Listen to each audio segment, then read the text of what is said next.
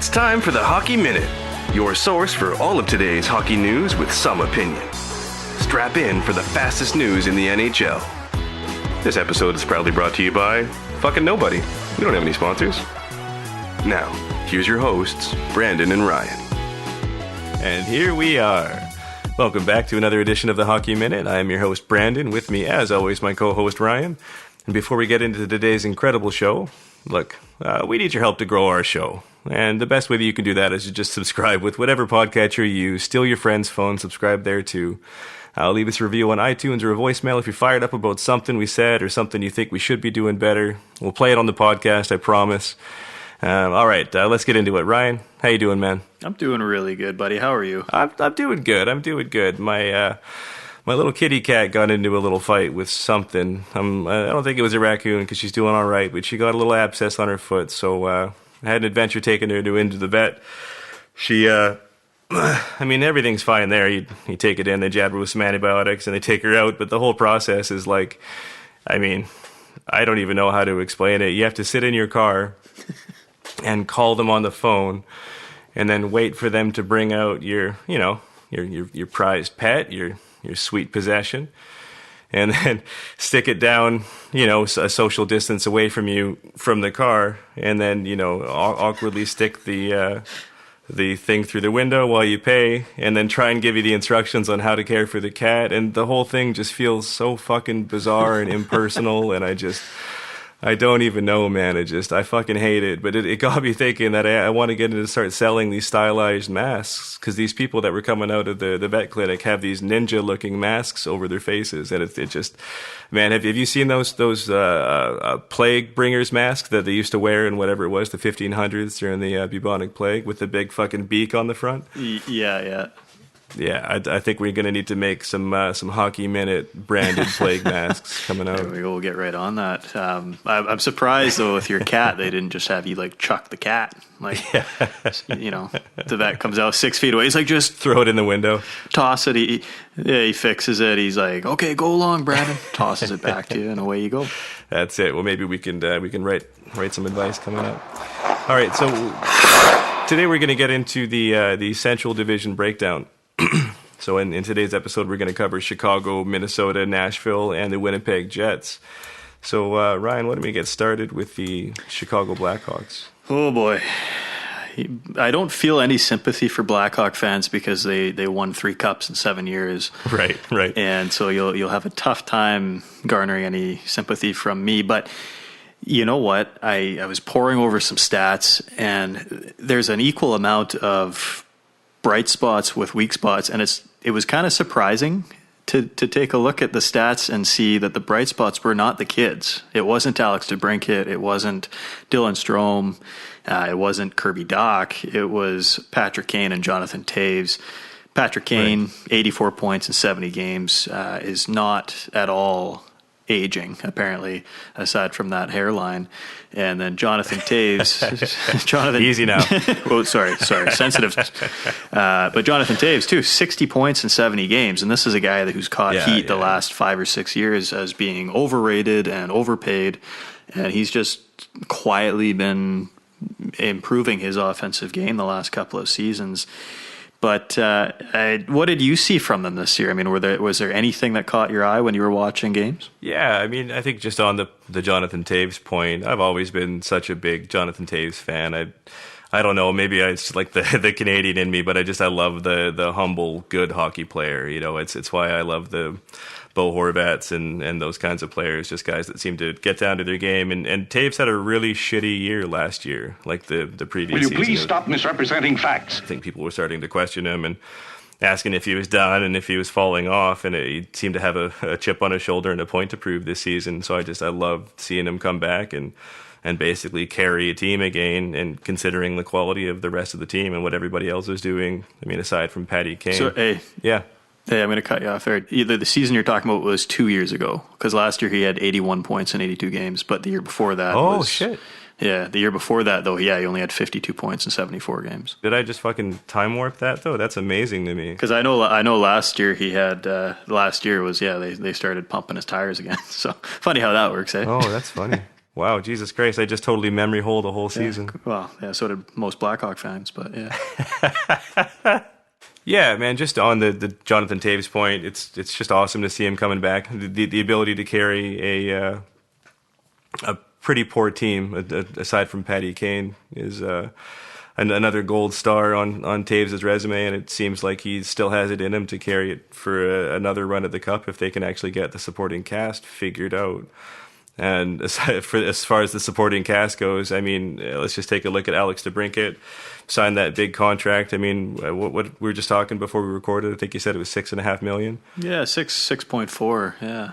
Yeah, Eddie's doing, I mean, not a whole lot right now, right? I mean, he scored 41 goals, I think it was last season, and then this year he was on pace for, I'm not sure what it was, 30 or something like that, right? How about half that? No, he had 18 goals in 70 games this year, right? Yeah. That's why I say, like, outside of is it Kubalik or Kubalik? Oh. He had 30 goals, right? And so but like I say, Patrick Kane 84 points. Toews was second on the team with 60, and then after that, Kubalik had 46, and so that's why I say, like, we talked about other teams. I think, we touched on Anaheim and LA and how the youth movement needs to get going, and they got these young guys. But it's if Ryan Getzlaf on Anaheim maybe doesn't have a great season, but Sam Steele is an up and coming player, then you're pumped. But in this case, it's kind of the reverse of that, because Kane and Toews are still driving the ship. They get Kirby Dach, who by all accounts, Kirby Dach had the best season out of the top 3 picks this past draft, for sure. Yeah, he's going to be a player for sure. Yeah, big guy, handles the puck well. But then the rest of the team is, I mean, Brandon Saad is a guy that was traded away, and people were kind of upset when he was traded to Columbus. And then they get him back, and he hasn't really accomplished much since he's come back. Same with Andrew Shaw, and they got Alex Nylander in a trade as well, and he put up 26 points this year. So you got to give some of those kids some room to grow, but DeBrincat and Strome are the two guys that they're paying DeBrincat a lot, and Strome was a 3rd overall pick. There was McDavid, Eichel, and then Strome, basically. Strome was kind of, in a way, a consolation prize in that 2015 draft, because everybody knew it was going to be McDavid and then Eichel. So you expect more, especially when you see what Mitch Marner's done, what other players in that draft, right? Brock Besser was a late first rounder, and he's had a better career to this point than Dylan Strome. So Chicago, they need help in a big way, and guys like Brent Seabrook too. I mean, yeah, that's actually what I was going to bring up exactly. Like, they have the most, they're second in the league with no move clauses with Toews, Kane, Keith, and Seabrook is just an absolute anchor for that team.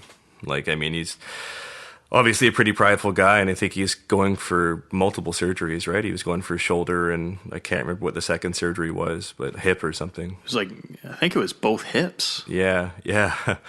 So, like, I mean, obviously he's been laboring through something, and I mean, the dude's a warrior. I mean, hopefully he'll come back and make some kind of an impact just for the Blackhawks, but for their sake. But I mean, the way that he was playing, he was not helping them anymore. He wasn't doing anything, and it's hard to win when you've got that much money tied up into doing, absolutely nothing. Yeah.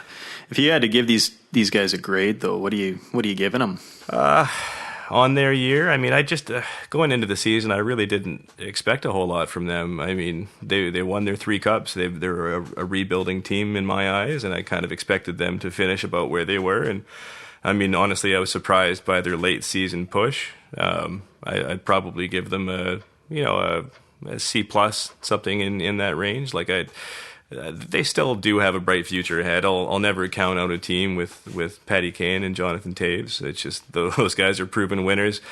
Somebody was pointing out their Patty Kane's playoff points in elimination games, and I'm pretty sure he's something like 1.62 points a game in elimination games, which is just absolutely nutty. Like, he's a monster. So I mean, if they can get the right team around them again going forward, I'd be pretty hopeful about their future. Yeah, I would agree with you. I'd give him kind of that C to C plus range.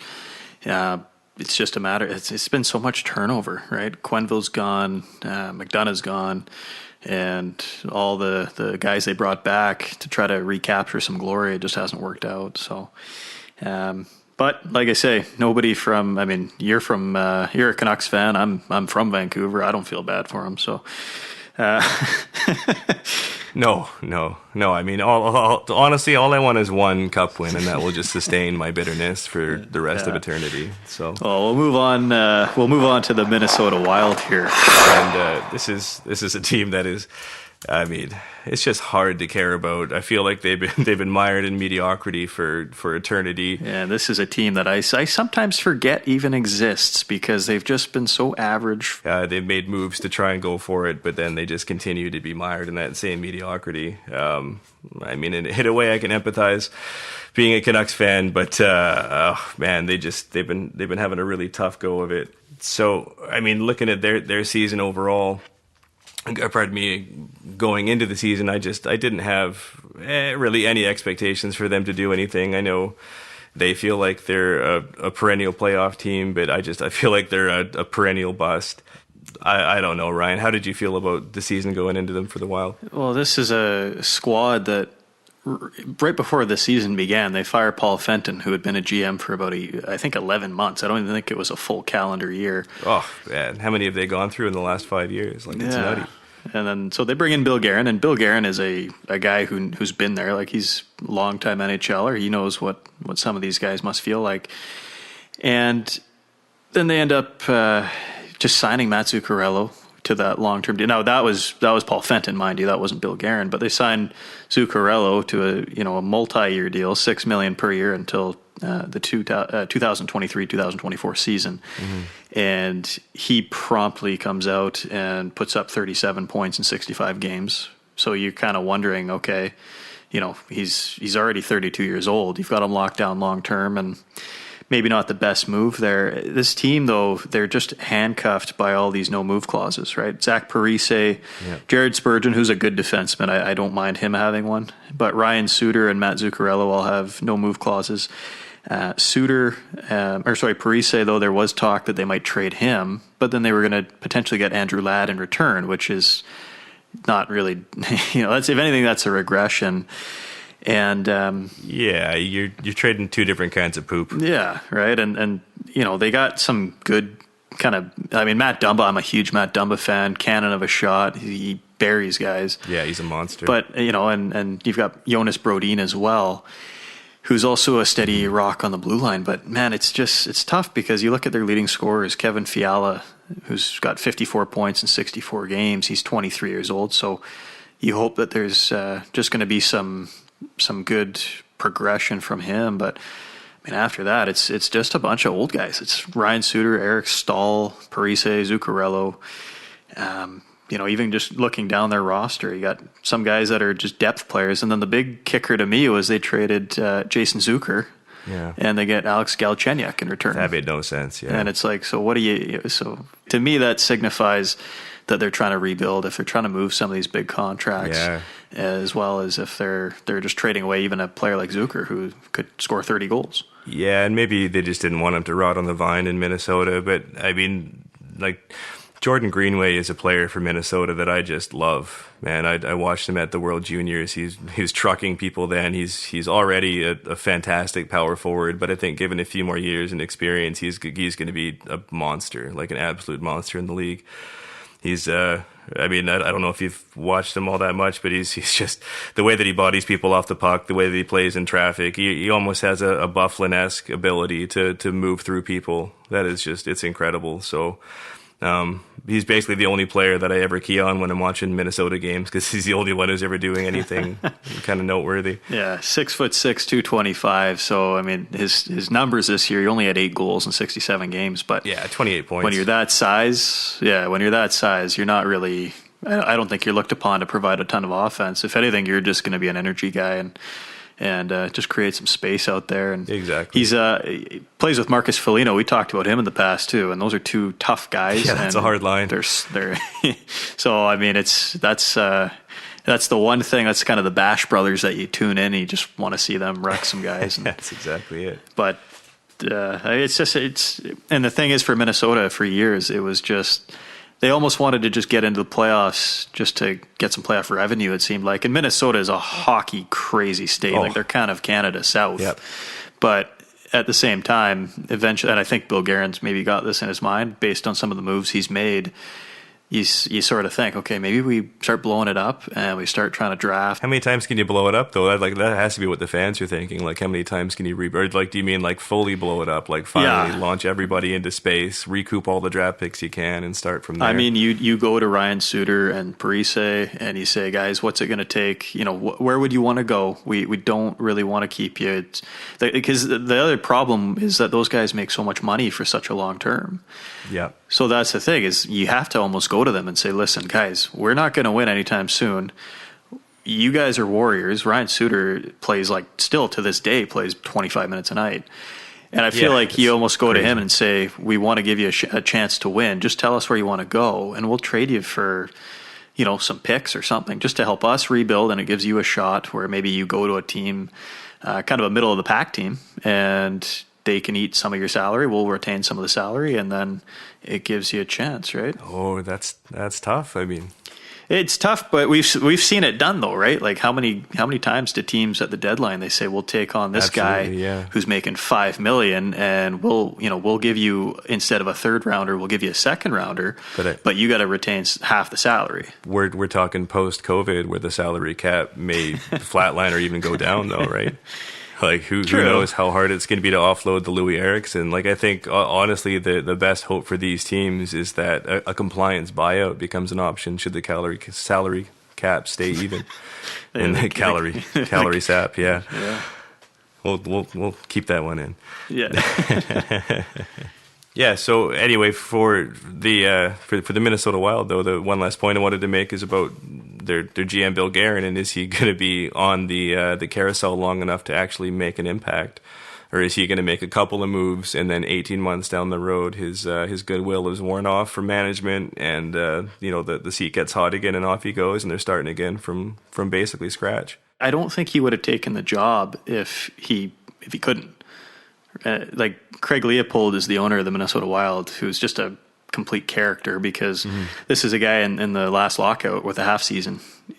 He signed Parise and Suter to those incredible deals on the 1st of July, and then July 4th, when they went to CBA meetings, he apparently said that one of his biggest gripes was players getting those 10+ year deals. So, he's a bit of a character himself. But I think Guerin's also the kind of guy that I think is going to push back, because at the end of the day, everything I've ever heard about him as a player is that his character and his integrity mean everything. And I think that if the ownership was going to say to him, we're not going to do this, I almost wonder if he would just say, you know what, then you guys are going to suck forever. Yeah. I'm going to step down, and I'm going to go somewhere where they're going to take the leash off. Yeah, I mean, I hope that's the case, but there's only 31 jobs. So I think a lot of these guys are like, well, shit, I'll just do the best that I can here and hope that I can live more to my values in my second go-around. Yeah. Yeah, I mean, anything's possible, but I don't know. I like Guerin. He seems like a guy that's absolutely just going to try to do the best for the team. But, do you have a grade for them just based on what you saw this year? I don't know how many games you caught, but oh, man, what are your thoughts on their overall performance? Yeah, I watch a lot of hockey. I try and avoid the Wild, to be totally honest. I probably watched them the 3 times they played the Canucks, or 2 times they played them so far the year. But I still follow the league and follow it as close as I can, and I just... Basically, they were exactly what I expected of them. I'd give them a C-. I'd say something in that range. Just an absolute middling. I can't even call it a gong show, because there's nothing gongy about it. It's just a boring, flat team. How about you, man? Yeah, I'm going to go the same. I just think it's hard to really grade them, because they didn't have high expectations, but they still seemed to disappoint their fan base. So yeah, I think I go along those lines too. I'll give them a C-. Moving on to a team that had some big-time moves last summer in the offseason, Nashville Predators. Started off, they get Matt Duchene in free agency. They trade PK Subban, and it still didn't quite translate the way that I think they hoped. What are your thoughts on the Preds? Yeah, they're such an interesting team, man. Like, Yeah, on one hand, you almost expect them to be, if not a cup contender, then close, right? Like a conference final team that you'd have earmarked for that range anyway. And then they were really struggling to get it going all through the year. I had really high expectations for them going in, honestly. Like, they're still a good team. If you look at their roster, they're awesome. Like, they're stacked in D. They got great goaltending, although getting a little bit old. What's Pecorine? 36, right? Yeah. So, yeah. So he's getting up there a little bit. But I mean, their forward group is good. I like that they have a little bit of grit and chip to their game. Like, but somehow they managed to not quite make expectations. I don't know. How did you see them going into the year, at least? Well, I think we got to backtrack a little bit. You can't say Rinne is getting old. He had a 6 snipe this year. I don't know if you saw that. Yeah, fair. Absolute bullet of a shot. But the thing with the Preds is, it was just a couple of years ago. They were in the Cup Finals, and the knock on them for the longest time was that they were built from the goal, the crease out. Right? They had Rinne in net forever. They had, their top 4 at times was like Shea Weber with Ryan Suter, Seth Jones came along the way, Matthias Ekholm, Roman Josi, Ryan Ellis. So then they go out, they get Ryan Johansson, right? They trade Jones for Johansson, and they signed Johansson to, I think it was like 7 or 8 years at $8 million. And people think, our number one center's locked down. But then they got into the Cup Finals. Johansson was hurt, and they realized they had no center depth. So they go out, they get Nick Bonino, they trade, they get Kyle Turris, then they sign Matt Duchene. And now it's like they've got this influx of centers, and they're paying these guys a lot. I mean, Turris is under contract, I believe, another like 4 or 5 years after this season, and his annual salary is $6 million. But he's not going to pass Johansson and Matt Duchene on the depth chart. So you're essentially paying, unless he switches to the wing, you're paying him $6 million a year to play third line center. And on top of that, this year I saw several kind of reports and tweets and so on about how he wasn't happy with his role, which he's a local guy, and I'm sure he's a really nice guy, but I mean, that seems to be his MO, right? When he was drafted by Arizona, he was unhappy with his role as a rookie. Yeah. It was like, okay, exactly. I'm going to hold out. He ends up forcing a trade. So, and I think with Ottawa, it was kind of the same thing. He was just unhappy with his role there, and they moved him. But it's hard to really say, because Nashville, on the flip side, their bright spot is their captain, Roman Josi, who had 65 points. Oh, the most fucking dreamiest guy in the league, man. Fucking easy. Like, some guys just have it all, buddy. right? That guy, he's just gorgeous, man. He's making incredible money. He's killing it. If it wasn't for John Carlson doing what he did, he'd be a shoo-in for the Norris. Oh, yeah, absolutely, man. He was leading his team in points as a defenseman. Like, that, you don't see that. Like, that's just insane. Yeah, and that was my point. It was 65 points in 69 games. The next closest was Philip Forsberg, who had 48 points. And so then, and it makes you think, because they got so many offensive weapons, and yet it's their blue liner that's leading the charge. And so I don't know what it is, and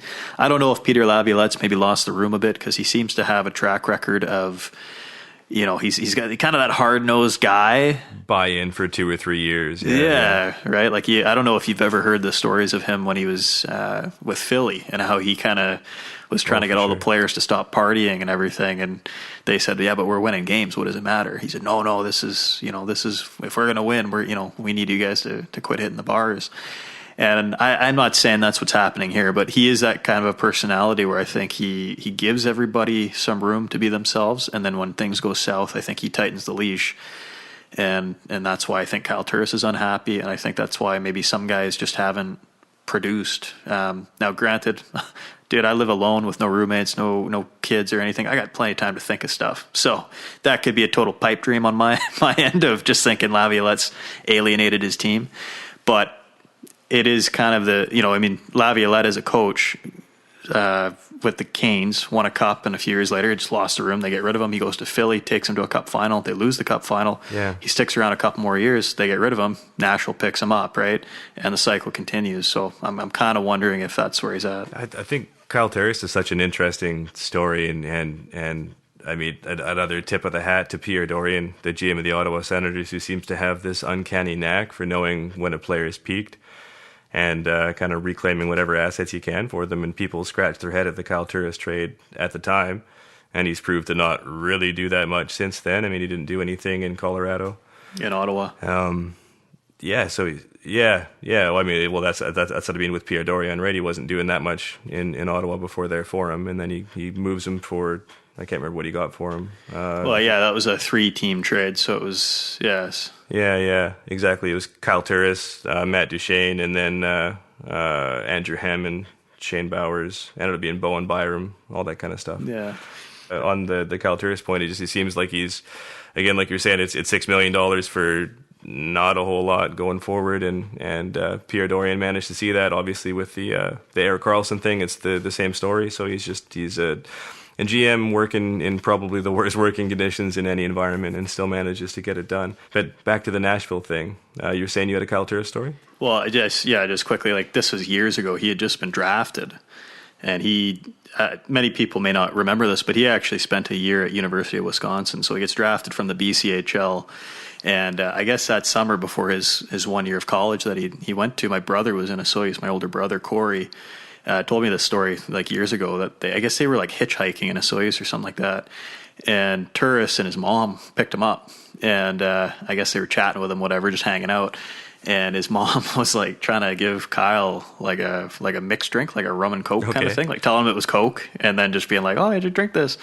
And apparently he was freaking out because he's like, "Mom, is this rum in here? Like, I'll lose my scholarship," like stuff like that, as if his mom was gonna just call University of Wisconsin and be like, "My son was drinking alcohol," get him booted out of school. So not that it makes a difference. He spent 1 year there and then promptly went to the played pro, right? So it didn't matter. But it always makes me think like, the guy was probably a little bit high strung to begin with. But, Yeah.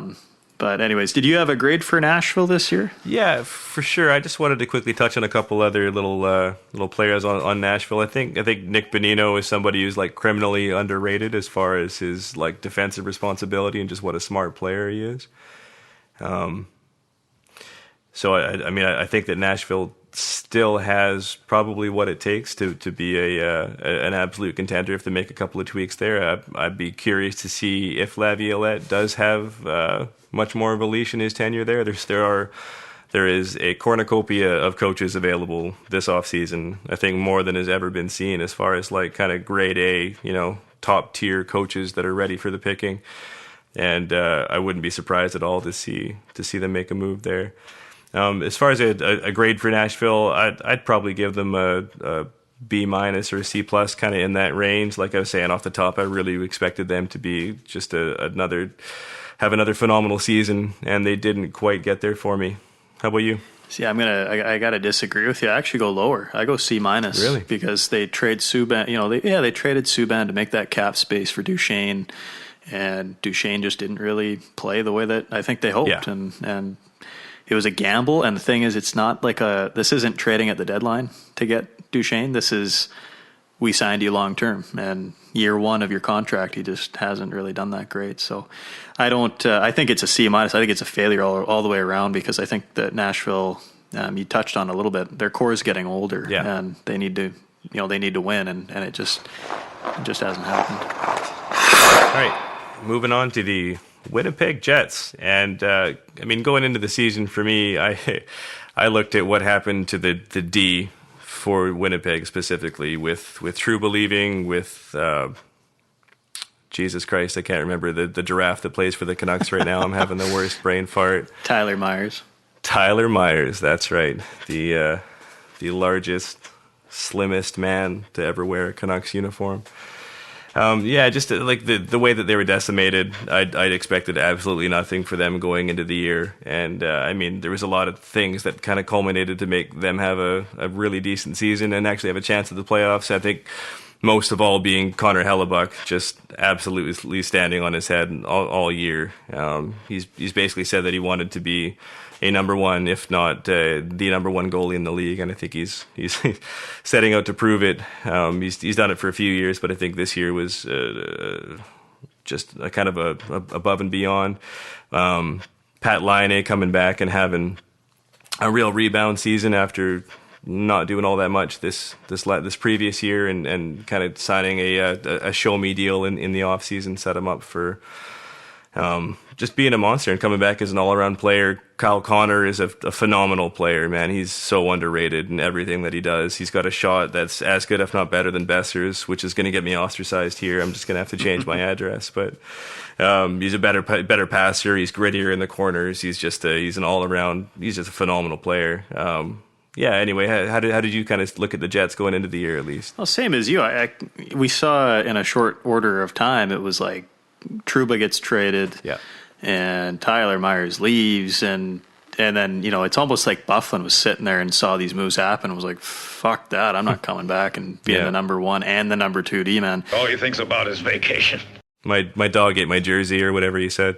Yeah, right. Josh Morrissey's a sick defenseman, though. Oh, yeah. Kind of a throwback, old school. He doesn't really provide a ton of offense, but he's just, he's a good, kind of physical type D-man. Yeah. And, like Patrick Laine is a perfect example of a guy that I think has matured in a big way, because this is the first year he's ever had more assists than goals. And that says a lot, because usually that is how it goes, right? A guy, even Ovechkin will hit, 50 goals. He'll still have like 45 assists, something like that. Yep. And Laine never even eclipsed 30. So this year he finishes the season 28 goals, 35 assists for 63 points. And I thought his overall game just looked better. He was passing the puck more. Kyle Connor is, as you said, incredibly underrated. Not many, it's kind of weird that 2015 class, how deep it was, and yet nobody really talks about Kyle Connor potentially. If a redraft happened, he might be in the low end of top 10. Definitely. Yeah, 100%. Yeah. So Winnipeg as a whole, they've got a pretty good team. Their defense will need a lot of work, but their goaltending's set, and they've got just some great pieces up front. And I kind of felt that with their defense, losing their defense the way they did, I kind of figured that they wouldn't have as strong of a season. Yeah. But at the same time, I didn't think that it was going to be this bad. And we talked about it in our Coach of the Year, and like our awards breakdowns. Yeah. Like at one point, I think there was a graphic on Hockey Night in Canada in late October, and it showed the Winnipeg Jets. It was outside of Josh Morrissey, and I want to say there was one other defenseman. It might have been Nathan Boyu or whatever, but like those two guys have played, a couple hundred games, and then there was 4 defense that were in the game. Their combined total was like 80 games. Right. Like it was just, they were so handcuffed on the blue line. So like there was a long period of time where they had Lucas Pisa, if not just top pairing, top 4. Which is just a recipe for any team to be tanking, right? Like that's what you do when you're trying to tank. But that was legitimately their best option, and they were winning. Like it was incredible. Oh yeah, that's how bad it was, because Spiza was a middle of the season. They're like scouring, like who's available. They're like Spiza. Well, anybody on the waiver wire, right? Yeah, and it was just like they're like who's an unsigned free agent that's got NHL experience. They're like Lucas Spiza, and just. The GM there, Shovel Day Off, is just like, get the phone, like, let's call him, give him a deal. And of course, Lucas Spiza's sitting around. Yeah, right. Spiza's sitting around doing nothing. He's going to sign for anything, just as long as it gets him a nice NHL lifestyle. But totally. But yeah, it's I think this year was a struggle for them, and I think that in a way they're going to rebound stronger. And I think Laine's game, especially because this upcoming season, whenever it resumes, I'm talking about the next season after this one, he is going to be an RFA again.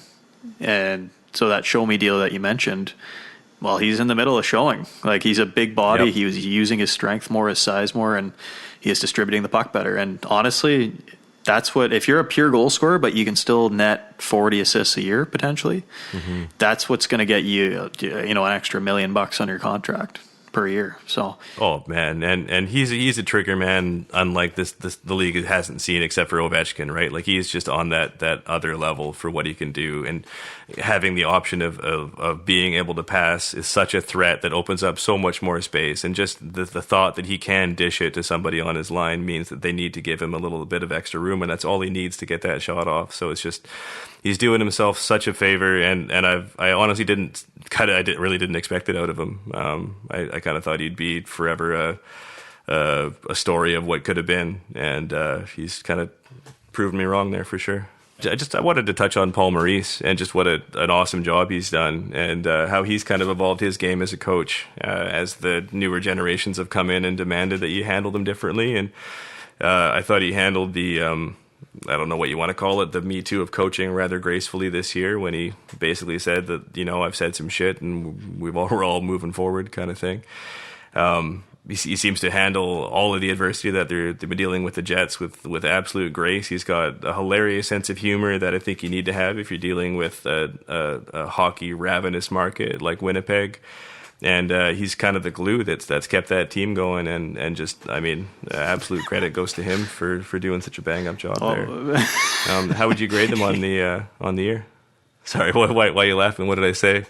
You sounded like you're writing his Tinder profile. Like, he's got a great sense of humor, but he's also the glue that keeps everything together. It's just like, geez, like, what are you trying to set him up or something? You know what? He has a winning smile. He just loves puppies. He's got all the good shit. You got a sister or something? You're trying to set him up?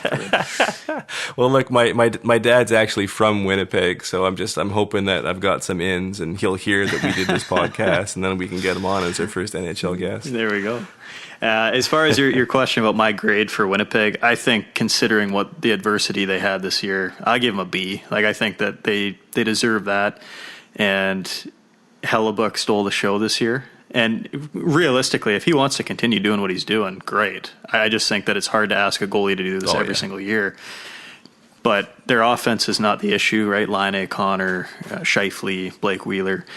Even that Jack Roslovic, he's a pretty good young player as well. I just think once they get their defense sorted out, they're in the toughest division in hockey. But I think they're in a playoff spot as of this recording. The league's on pause, and if it picks up again, they're technically in the playoffs. And if the league says we're not going to do a 24-team tournament, we're just going to go, the usual 8-8 that get in. Winnipeg's in the playoffs, and so I think that's really impressive, and that's why I give them a B. Yeah, you know what? I think we forgot to touch on Mark Scheifele, who is just one of my favorite players to watch in the whole league. Like, the dude is an absolute student of the game. It's clear that he works so hard to improve consistently. He models his game after kind of the best attributes in these different players that he sees, and he's so frickin' incredible when it comes to working in the corners and finding guys in tight spaces that. He's a player that you can absolutely win with, and I think that Winnipeg is set going forward as long as they can find just a couple of little pieces on D. I really think that they can be Canada's best team again, which they were kind of set to be for a while, right? Like maybe 2 or 3 years ago, you'd look at Winnipeg and you'd think, man, like that's Canada's team, Canada's best chance at a cup for the next 5 years. And then that window closed so fast, kind of out of nowhere. It was really surprising. As far as for the grade on the year, so much of it is expectation based for me, and I really didn't think they could do much. You can't do anything without D in the NHL, and somehow they did. Like you're saying, the fact that they're in a playoff spot means that I'm going with an A-. Ooh, okay. All right. There you go. I like it. And we're reaching out now. I think we're way the hell over on time on this one, so maybe we should give the people our socials and move on from here. We'll save the rest for part 2. Absolutely, guys. Yeah, follow us on Instagram, Facebook, and Twitter at The Hockey Minute. You can leave comments about what you like. You can also leave voicemails on our Anchor page as well. If you hate what we said, if you're a Blackhawk fan and you're really mad with us, leave us a voicemail and we'll play it, or we'll get back to you. Definitely. All right, guys. Thanks everybody for listening. That's going to do it for us. From Ryan and Brandon, we'll catch you next time on The Hockey Minute. We'd like to take a second to thank you, the listener, for joining us. And a big thanks goes to our writers and production team, Jules, Mark, and Matt. We couldn't do this without you. Make sure to follow us on Instagram, Facebook, and Twitter at The Hockey Minute, as well as leaving voicemails on our Anchor page at Hockey Minute. And always make sure to subscribe to whichever platform you listen to your podcasts. That's going to do it for us. This is Brandon and Ryan. We'll talk to you next time on The Hockey Minute. Yeah, I don't know, man. Sorry, hang on one sec. I'm just trying to get this fucking spider out of my house. Right? Then you